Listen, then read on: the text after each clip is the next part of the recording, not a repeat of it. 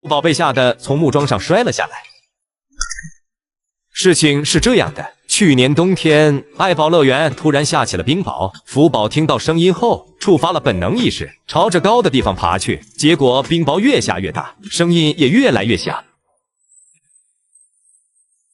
就这样，他被冰雹声音吓到了，在木桩上奔跑时不小心摔了下去，这下摔得老疼了，顾不得身上疼痛，他赶紧找地方躲藏，因为这冰雹的声音直接导致了他出现了应急行为，发现上面爬不出去，他躲进了围墙的角落中，因为那里有几根树木遮挡。从这里就可以发现，福宝对于声音非常敏感。然后他又感觉这里不安全，便从里面爬了出来。接下来他在院子中来回徘徊，只求寻找一个可以躲避的地方。可来来去去了几圈，发现都不行。就这样，被吓坏的福宝还在慌乱地跑着。最后他朝着室内走去，来到门前时，发现门又关着。这时天空的冰雹越下越大，声音不减反增。最后他只能翻越围栏，逃到了竹林中躲藏。江爷爷得知消息后非常担心，不停呼唤着福宝的名字，让他回到内舍。当看到爷爷后，福宝这才安静了下来，然后朝着室内走去了。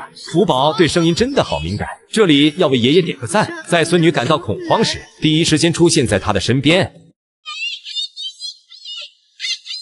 当年爱宝教福宝下围栏这段视频，真的把我感动到了。事情是这样的，当时福宝在室内爬围栏玩，爬了一会儿，体力不支的他准备下来。平时都有爷爷和妈妈在，所以他一下就下来了。可是这次他们都不在身边，这可难到了福宝。当时的他还小，脚也短，身体放直也够不到地，这可把他吓坏了。然后边叫救命边往上爬。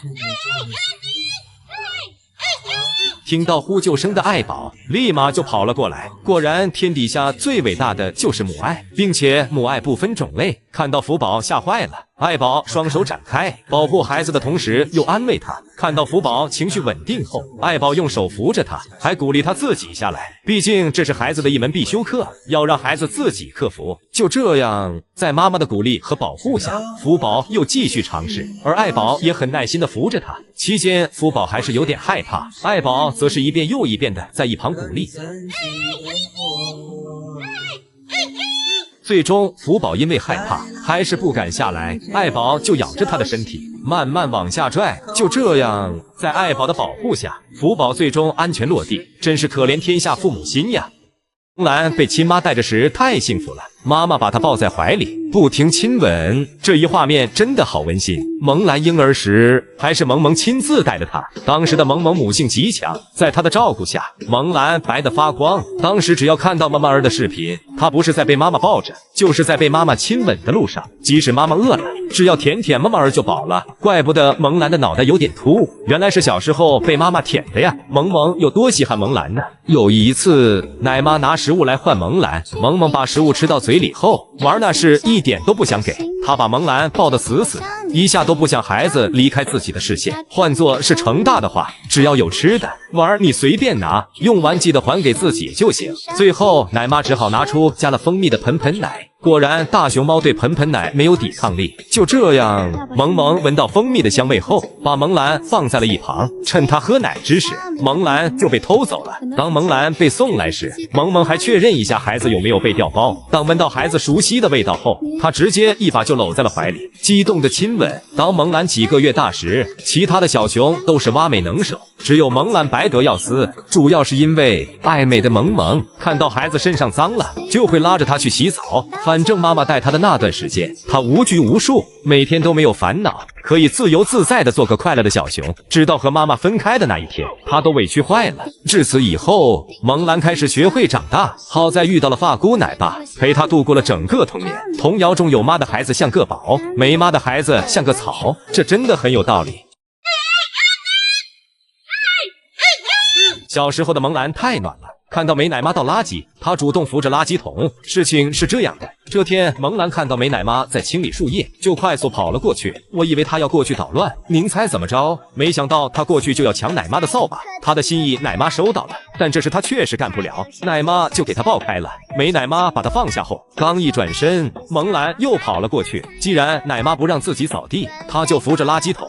疼么么儿的美奶妈怎么舍得让她帮忙了？可是奶妈越阻止，她就越挣扎，还抓着垃圾桶不放手呢。然后他又被奶妈送到了一边。可是蒙兰要帮忙的心已决，这下他又跑了过来。看到蒙兰过来，奶妈赶紧把垃圾桶抱到了另一边。没想到蒙兰还要跟过来，结果被奶妈死死拦住。既然垃圾桶不让扶，看到地上树叶还没清理干净，他奔向铁铲，准备拿过来扫地呢。蒙兰真的太懂事了，一心只想着帮忙，最后实在无法，奶妈只好让蒙兰扶着垃圾桶。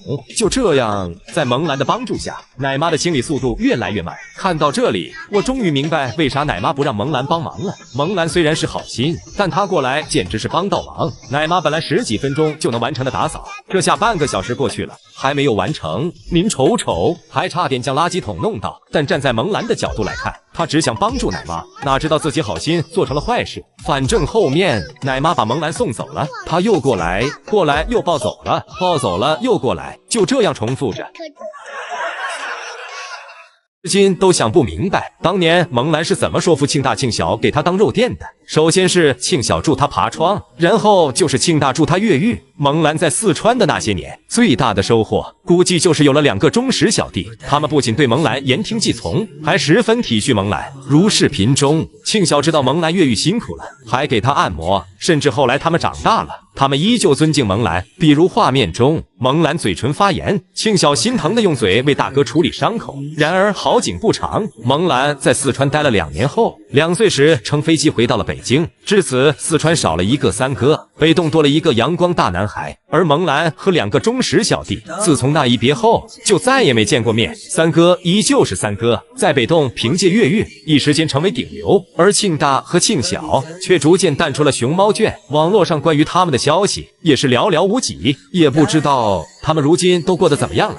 我们来看看庆大，他现在居住于成都熊猫基地，只是他现在不叫庆大，而是改名叫琪琪。虽然当年蒙兰离开四川后，期间庆大还被传出有刻板的行为，但后来庆大的状况得到了重视，有所改善，也得到有效治疗，完全康复了过来。后来庆大因为会表演爬树、会劈叉，还会不停的咩咩叫等等开朗行为，还被当作了全球动物形象大使。虽然曝光少，但现在过得非常不错。作为蒙兰最忠实的小弟庆小，同哥哥庆大一起生活在成都，他现在也改名了，叫做点点。虽然他现在没有流量，要快被大家遗忘了，但从最近他的一段视频中发现他非常健康，只是没有了当年活泼。好希望当年的3小只再次同框呀！我找到了金虎打黑工的视频，看到美女格外主动，还亲对方手呢。她是懂享受的。那时候人们只要花钱就能和大熊猫一起合照。这天一批游客花了钱来看大熊猫，饲养员便把小金虎抱了出来。这时的金虎还不是话痨，但他性格非常好，见到两脚兽也非常热情。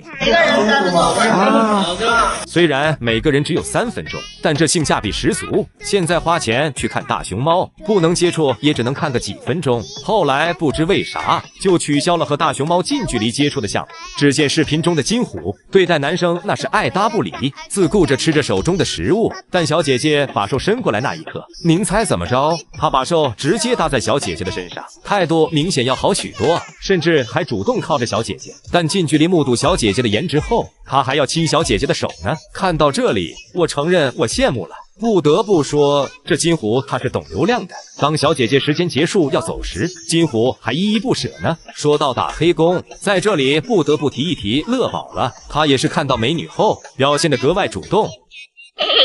您瞅瞅，他还要亲美女呢，幸好被奶爸阻挡了下来。你以为到这里就完了吗？有一次看到美女同自己拍照，他还想拿过自拍杆自己操作呢，哈哈。放眼打过黑工的大熊猫、金虎和乐宝，简直是一绝。